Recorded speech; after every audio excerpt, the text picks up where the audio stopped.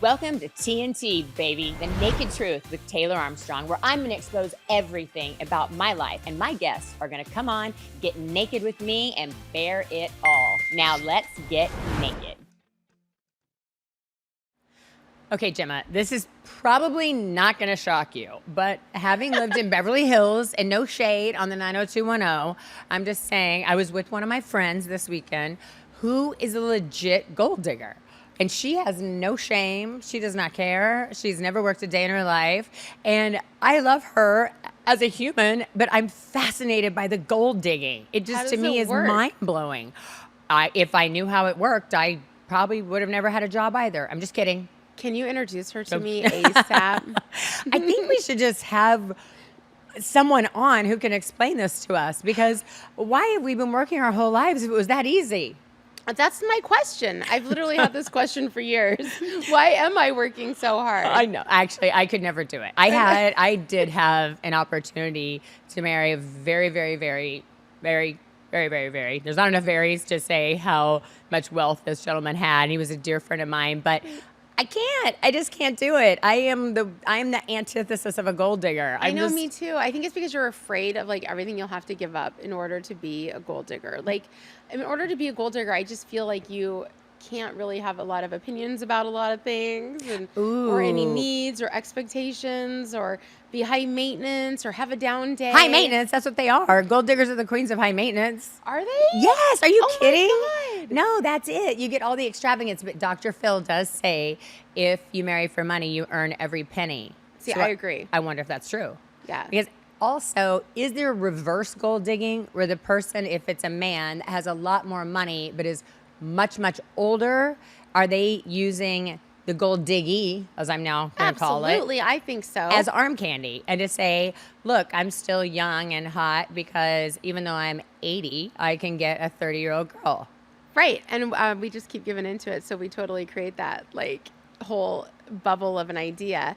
But I do think that if I was like an 85-year-old guy and my wife had passed away, say from breast cancer or at all. Oh, why did you make it so dark? Because, I'm just saying, he probably already had a life. He raised some kids, had his business, did his whole thing. He's like freaking 80 years old, and he's gonna he's gonna get joy out of making someone else's life awesome too, like getting to get them to experience things they've never experienced. Like whenever I have money, I love doing things for my friends. I think it's kind of like that too. Like a lot of men like to share a life with a girl that would have maybe not ever had those things and be like her keeper, protector, lover, like all those things. If I was 80 and I didn't want to get married, or like obviously at that age, you'd like, I just want to have some fun because I'm lucky I wake up tomorrow. Yeah, just have some fun. I can see that point. I do believe that the gold digger friends of mine that I have, and they really are lovely people, I promise. They just have a different career path than most of us. But they are getting exposed, or over the years have been exposed to things that they never would have seen. Safaris in Africa, or being on a BBJ, or just super high roller experiences being with someone who has a vast amount of wealth. So if it's reciprocal, then I guess I understand, because the other person, the one with the money, is getting to hang out with people that are younger and maybe more vibrant and who appreciate the fact that they're getting these new experiences. But I feel like gold diggers just get a bad rap. I feel like they do too. To be honest, I think that also, are you a gold digger if you just talk openly about your expectations for your life? Like, I mean, ideally, my mom or somebody would have talked to me about the cost of living early on and been like, it's great to fall in love. Well, my grandmother always said that you can love a rich man just as much as you can love a poor one. God bless Granny. I love it. That's what she kept telling me when I got married. She's like, why would you do that when you had so many options? It's like, well, because I loved him, and then you're like in love and you have kids and everything. So I think at different ages too, like some girls know right out of the gate. They're like 19, I'm going to find a guy that knows what they're doing. I need a certain kind of life. And they have goals for their lives. Like, is that gold digging? And that also depends. Like, are you giving me an allowance and I'm part of your life, and then like I'm married to you and I was a gold digger, but I just made a good choice in my spouse because I wanted to have a secure life and raise children? Does that make you a gold digger? Or are you talking about like you're 20 and he's 70 and you know that your purpose is to provide a good time? I agree that we talked the other day on one of the episodes about things you need to know about the person before you just actually decide to marry them. Mm-hmm. And one of them was where the finances lie. That's a little different than a super young person, or it doesn't even have to be young, just marrying someone with a huge age disparity, but also an incredible financial difference. And I don't know, I'm fascinated by the whole thing just because Yeah. I have to be around people that I truly love and have emotion for. And so many of the stories I was reading about when we were first talking about doing this episode was that the person on the receiving end, the quote unquote gold digger, professes a lot of love for the person that they're with. And I wonder if that's more of a daddy complex and you're taking care of me complex, and that's where the love comes, as opposed to it being intimate, super emotional love, because there has to be so many differences in interest and abilities. I feel like it's just the same. I feel like it's just the same as regular relationships, but then you just added like millions of dollars to the pot, right? Like, I think that there's pros and cons to every relationship, and that's why people are like, that's why I don't give any shade to a gold digger just for knowing what she wants. Because you marry, okay, especially if you're going to marry them. Like, there are those two different types, right? Like, you're going to marry, I'm going to provide this certain kind of life for you. I'm going to schmooze for you. I'm going to like, everybody you work with is going to love me. They're going to think you're the luckiest man on the face of the earth. We're going to like totally do this, right, babe? And you in return are going to buy me Chanel and, you know, take care of me and provide a house and vacation 4 weeks out of the year and all of these things. So, and I'm going to cook dinner or whatever your agreement is. Like, you sit down and you're like, this is what I need and that's what I don't need or whatever. But most men that are like high achieving and have that kind of wealth, I think that they actually need more of an agreement. And so a gold digger is probably like ideal because they want to be able to sit down, where most women are very emotional and we want to have like a relationship that's based on love, you know. And then like 30 years in, when you have no house and no paid for anything, no assets, no retirement, you're like, maybe I should have sat down and actually talked to you about these things from the beginning. So you think gold digging is a partnership between the diggy and the digger? I think that if you're both young and you're like in the marriage phase of life and you're like actually going to procreate together, that it's more like that. But I think if you're older and you're like 26 and you're with a 90-year-old man, like, and you're just like, let's get everything in the will. Please sign everything over to me. Like, you know, I think that's the classic gold digger. That's where it gets the huge bad rap. I mean, it just sounds bad anyway. I actually have a friend who married a very rich man many, many years ago, and she got so much wrath from his family because the other thing that happens is now this billionaire, his kids are not getting the same inheritance they were going to get before. That's because why my they're mad. friend had twins with them. So now you've got 3 more mouths to feed when the inheritance starts floating around, and it creates so much family trauma.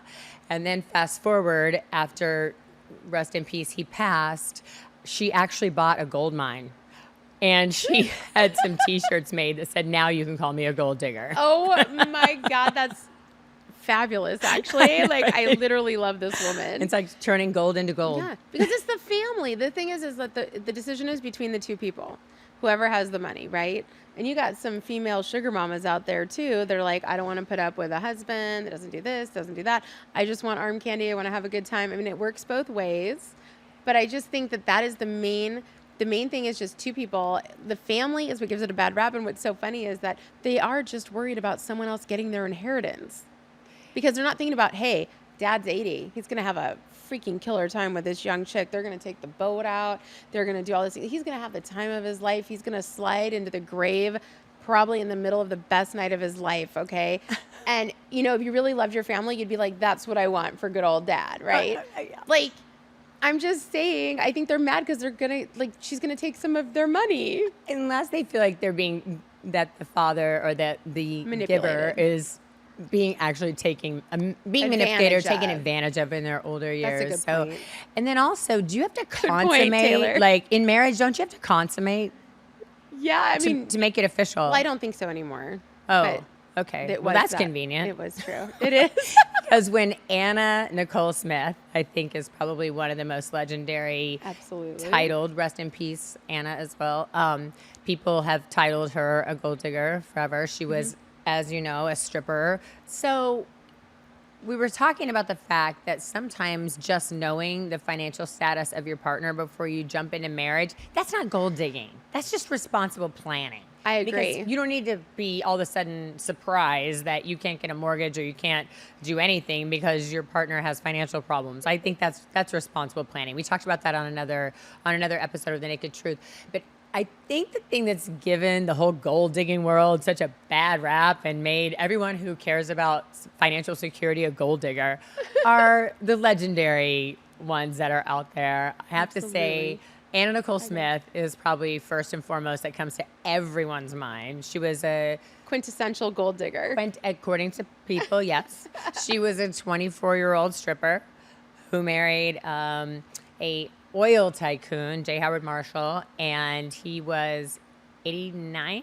Yeah, I think he was 89 or 87 or something. 87. Yeah. Okay.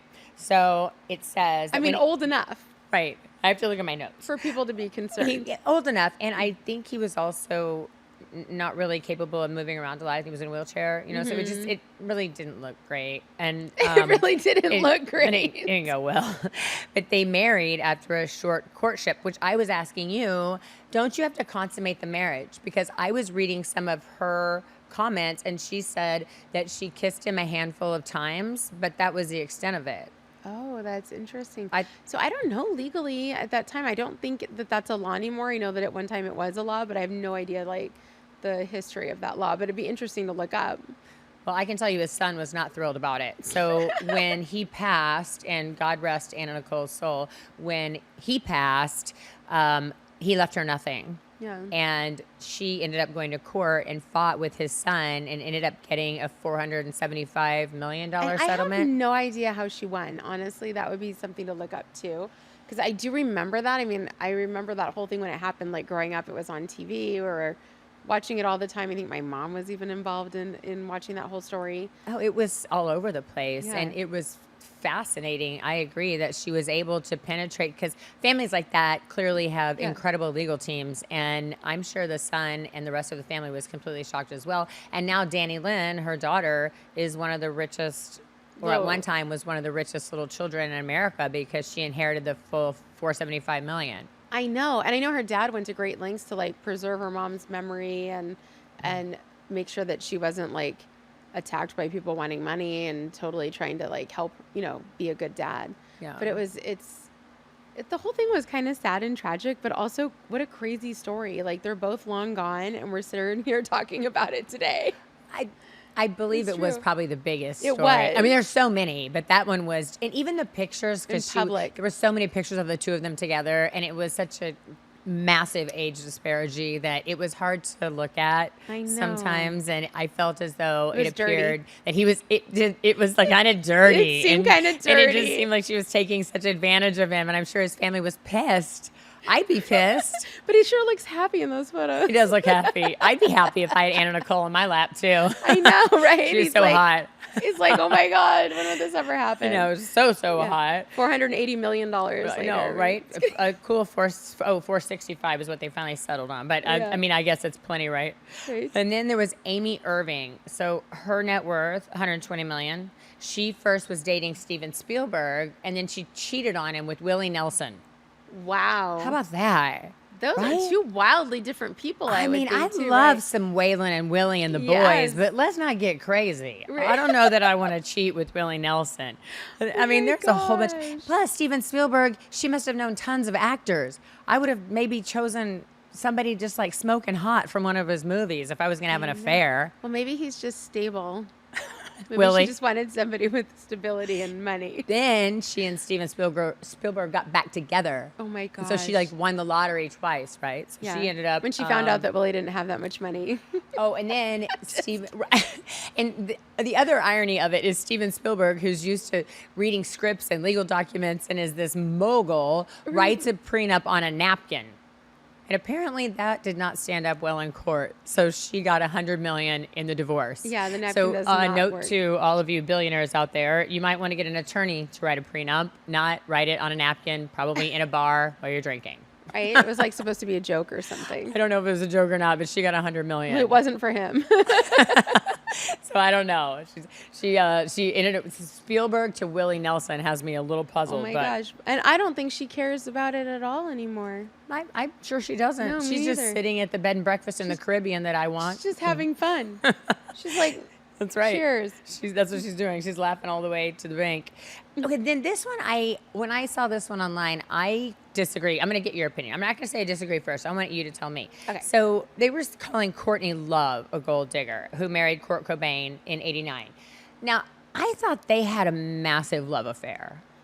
So I did too, and I do remember because my girlfriend at the time, we had just moved out, and she had pictures of Courtney Love all on her wall, and she was obsessed when they had their daughter and Kurt Cobain and the whole thing, and loved Courtney Love, and she was like, they're the cutest family, they love each other so much. Like, I remember it was like big rip outs of like W Magazine or somebody was doing a big shoot on them, and I thought that they were genuinely totally in love also. So I'm not sure how she got that rap, except for, you know, he killed himself and maybe she got life insurance or something. Like, I don't know where all the money came from. Yeah, I disagree with that one. I actually think that, I mean, Or because they had a strained relationship. I mean, of course, they were very self-destructive Yeah. because of the drug abuse, and that's a whole nother show. But she definitely inherited everything. But they were married, and I thought they were in love. So Me too. I'm going to take the gold digger check mark off her. Yeah, when you say Courtney Love, I never think gold digger. I'd be interested for people to put in the comments if there's a story that we haven't heard or seen. Yeah, I don't Yeah. think that she went in that way. I Yeah. think that was love. I do Okay, too. Oksana. I can never say her last name, so I'm going to say Oksana G. The Mel one that Gibson. was with Mel Gibson. It was Oh. a very high-profile story. Yeah, they had a look daughter there's a together. picture of her. Yep. They have a daughter together. They do. They have a daughter together. Oh my gosh, how old is their daughter? You know, I don't know. What I do know is that they had a nasty divorce battle, but she only ended up getting $250,000 after she first had the $25 million because she violated the terms of the divorce settlement on air. So she went public with the big settlement, and then she basically screwed herself. Oh my God. How do you She was trying recover to screw from him that? over, and then she got herself screwed over. That has got to be the worst mistake you ever make. You have like millions of dollars. You accidentally say something on a TV show. Yep. And now you have 250,000, which is pretty much like 1 year of dinners in California. Like, I don't even understand. Like, how would you forgive yourself for that? Once you get the 25 mil, you got to keep your mouth shut, baby. Yeah, absolutely. And that is the Zip way it. it is. And the ironic part is she was a very prominent figure in Malibu, I'll just say. And I know some other wealthy men who came in contact with her, one of which was married to one of my closest friends. Oh my God. And during her divorce settlement, she discovered that he had purchased $1 million house for Oksana during their marriage secretly. What? So she was gold digging all over Malibu. Oh my gosh. Yeah. She was really digging some holes. Yes, she was. How She do you is do legendary. it? How do you know? Okay. I don't know. Okay. This is another thing. Like, how does it work? Like, is it just like pure manipulation? Do they have chemistry? Like, why is in this case, it's usually the man with the money. I know it works both ways, but like, what's going on where this girl's like targets this guy, has to target him, right? Like, he has to know, like, okay, all the rich people hang out here at whatever time or something. And then like somehow manipulates into a relationship and then knows exactly what to do? Or do you think that they meet naturally, they fall in love, and then it turns into like a gold digging thing after you find out they have money? Well, if it's a celebrity, clearly you know they have money. And Yeah. in Anna Nicole's case, clearly she knew he had She was money. like targeting it. If you fall in love with someone and it's real, and then all of a sudden, oh, they have a ton of money and it's actual love, then that's not gold digging. It's just luck. That's luck. Luck. You got love and money. Yeah, right? When love turns lucrative. That's that right. should be When a new love book. turns lucrative. That's hilarious. No, there's nothing wrong with that. That's why I think the Courtney Love, Kurt Cobain thing, I That think was luck. they made a lot of money, and I don't believe that's And gold plus, digging. with I think divorce rates and people and lives changing and all of these different things, like, you know, obviously you make your money and most of your money at a certain point in your life. So the fact that we have this idea, like I always had this dream, like I was going to meet somebody, we're going to have chemistry, we're going to fall in love, we're of course both going to look great, and our kids are going to be freaking fabulous, right? and he's going to be a billionaire. Somehow we're going to work together. We're going to work side by side. We're going to create like this massive empire of our lives, right?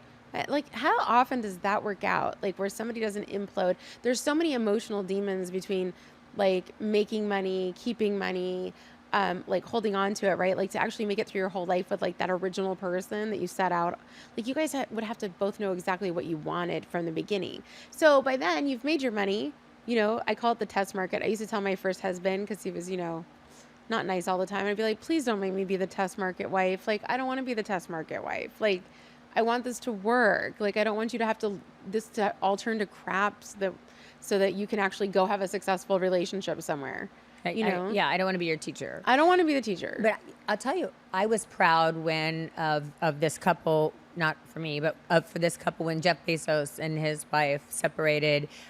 He was very complimentary, and to your point, saying they built the business, the empire together of Amazon, and he acknowledged her involvement and still the fact respected that, her. and respected her. And I thought when they split, they did everything so amicably. And of course, I wasn't there, but just from the looks of how they did it in the media, and then him being fully willing to share the wealth, making her, I think, the richest woman in America. Right. Just because he said she was here with me building this empire. Well, they were. I still remember when they were on Oprah, and I don't know how much they had reached, and they were telling a story about like how they were just so happy when they could finally buy packing tables because they were packing books on their knees in the garage. Oh my gosh, I love that. And I still remember that to this day, because now it's just crazy, right? But I mean, that was at a time when it would be so hard to do that today unless you were like on the forefront of major technology, because even like when I had my store at that same time is when they were like, hey, let's sell books online. And I was like, hey, let's sell baby stuff online. Nobody would sell to you, but nobody was buying. Like, to stick to that and then just be on the forefront of technology. I mean, they built all that together. There's no way that they could ever like disrespect each other, because they had to have each other for so long. I think that's the dream, is build it that's together. The dream. And then you get to... But then what happens? Right? And then, but even when they separated, I was proud that he never made her appear like a gold digger, because she's a super smart woman who was right there at the forefront, right with him. And there was never gold. They made all the gold together. They created it all together. Yeah. So I love that story. Okay, but you know, this does happen in the reverse. Yes. There are a lot of people that would say Kevin Federline, aka K-Fed, used Britney Spears, and that he was the gold digger in the relationship. 100%. I think 100%, like, because I was a Britney Spears fan back in the day when they were married and they were dating, and he was a backup dancer. He was a backup dancer. And she like fell for him. Although she still picks some odd ducks to hang out with, according to her Instagram. So it's always some guy. She's going to fall in love with some guy that's always going to benefit from her, because she's choosing people that aren't at that level of wealth or anywhere even near it.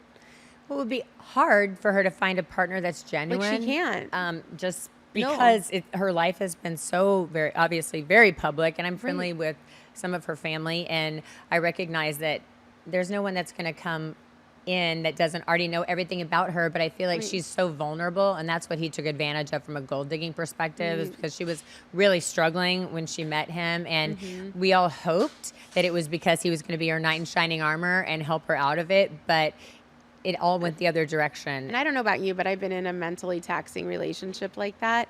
And sometimes people are just toxic for each other. And I think that Kevin Federline was extremely toxic for Britney Spears, to the point where he drove her over the edge. And I don't know if he was on drugs or like what happened, but you know, people can only be pushed so far.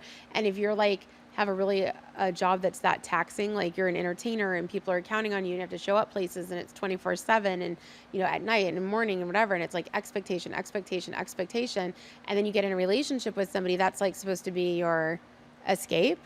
And then if that relationship is also horrible, like you're gonna have a nervous breakdown. Like, there's no relief anywhere, right? So like what happened with Britney, I think, is just tragic on so many levels, because she was like a talented, beautiful young girl, and you can see that she just got in this whirlwind, and it just like downward spiraled.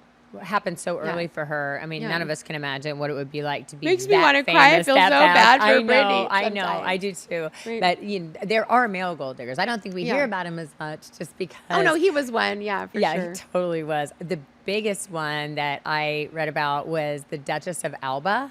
Oh my gosh. Their age differential was Look at this picture. Crazy. Okay, so how old do you think she is in this photo?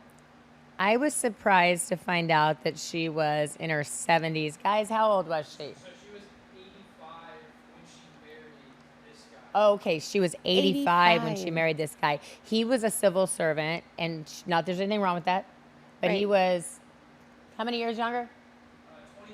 24 years younger than she. And it seems like 100. And it is quite the difference if you're able to look at these pictures. And she was worth $5 billion.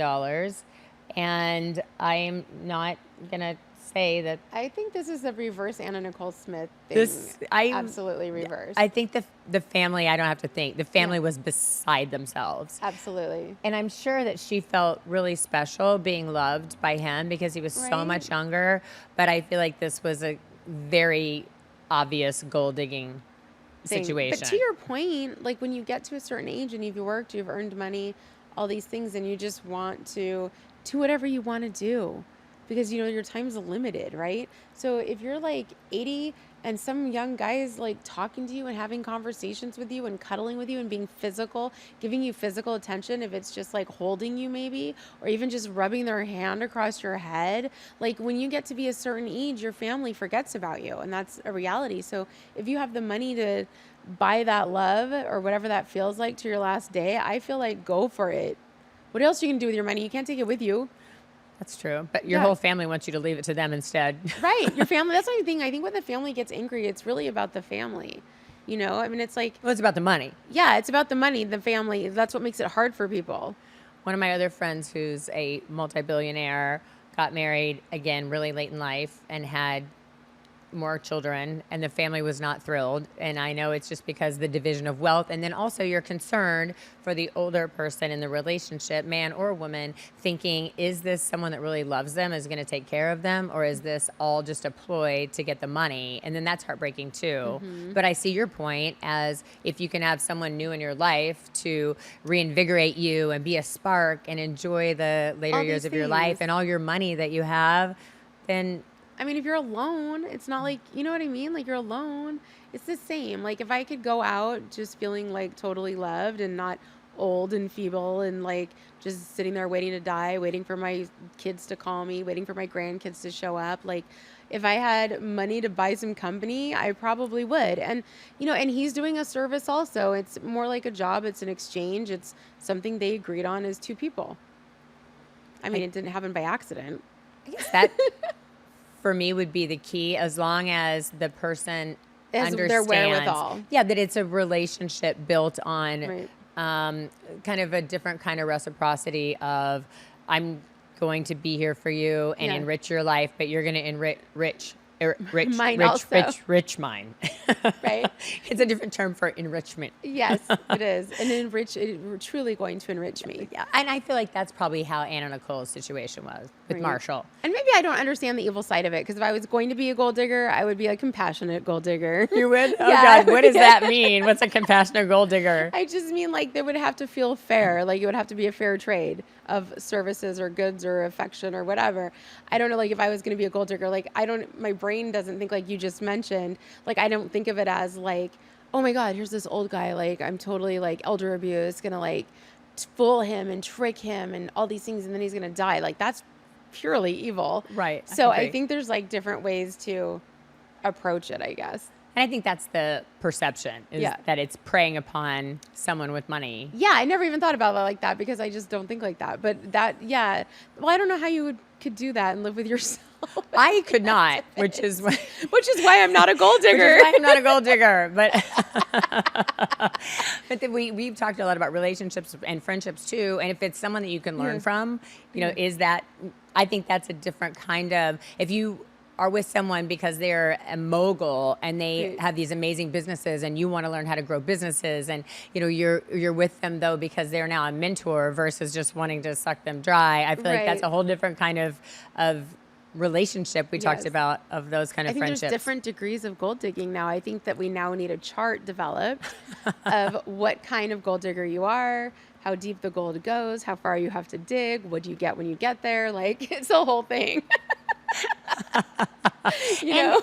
And do you have to marry him? I don't ever know about that part. I guess Well, I because think you if have want to the get money. married because you want the money, right? So that's Got like it. so many years. You're like owed so much money. Or like, I don't even know how it works because We I've just don't never know. been married to anyone I'm going to get a lot of anything from. We're having to build it on our own, Gemma. This is it. That's This why is this it. is why I do it myself. We are the It's world's the worst woman gold thing. diggers. That's it. Women's empowerment. Women's We can't be empowerment. both. Yeah, So- you can't be a gold digger and feel empowered. But I bet you that girl who's very successful at her gold digging probably feels pretty empowered. That's right. When Well, she's if like you- opening the door to her new house. Exactly. I know. I mean, it's fascinating to me. I don't know. I don't think you and I are ever going wild. to understand it, but we are going to probably continue the conversation on motives for dating anyway, because Yes. there are different motives, definitely. I mean, we all want romantic love, but there's always something else to it, whether it's not you so and I have simple. talked about whether I needed a knight in shining armor at one point in my life after everything I went through. So I look for certain characteristics in dating that are around those, like someone to Right. protect me and to be strong when I was feeling super weak. So those are different dating intentions other than just money. So we look for safety and security and It longevity. changes. It does I feel change. like it changes. Like I feel right now that in my life, like love was super important to me. And then support and, just, I don't know, not being crazy or abusive was really important to me. Let's try to make sure And- that we don't have crazy and abusive. And now I'm just really just like security is important to me. And I don't even care what it is. Like, I don't want the $20 million house or the whatever. Like, I'm okay with anything. I just want to know that it's mine and this is where I'm going to be. And if I get sick, I have a place to be sick. And if something happens, I have a place to be safe. And it's like, if the world goes to hell in a handbasket, I have windows to actually board up instead of like trying to get into somebody else's boarded up windows. Like, I think that safety and security, like after 45, it's like, it's a necessary thing. It's like, it's not an option to invest your time. And like, it's easier to care for yourself than it is to care for yourself and somebody else. And so at that point, I feel like it's not gold digging. It's just being realistic. Like, what's going to happen with our lives? Like, if you have no retirement, if, you have a stroke or, you have a heart attack, I mean, something where you don't die and you need long-term care and you can't afford it. Like, I've watched too many relatives and friends, families, everything just die in state-run facilities. And it's a real horrible, tragic experience if you don't have somebody to advocate for you and you're in the hospital and you're older. Like, all of this planning is necessary. We're not 19 or we're not in our early 20s. I think by the time you're 25, 26, you should start planning like for retirement. 100%. I mean, really. And having that conversation about financial stability is very different than gold digging, but it's Yes, it's definitely totally an different. important conversation to have because Unless you're this safety, age. security. Now you're just gold digging because it's too late. You have to find somebody right away with some gold.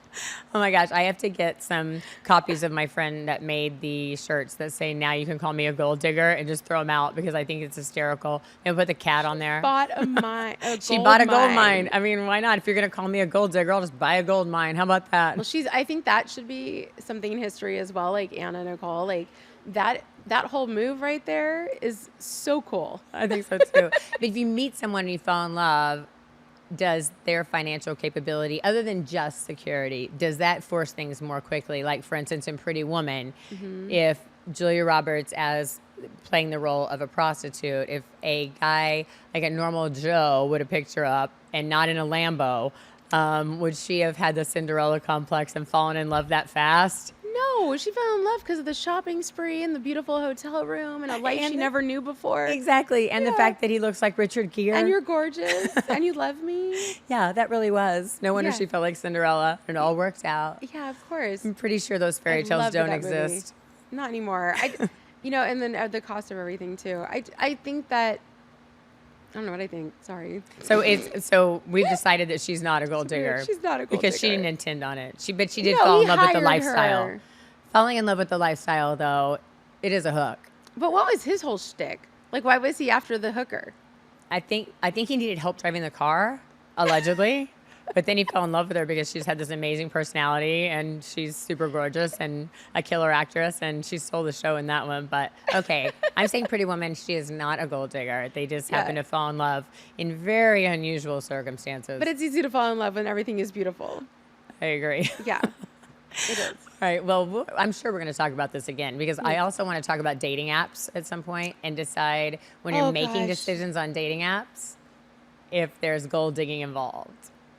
Oh, that's interesting. I think for next time.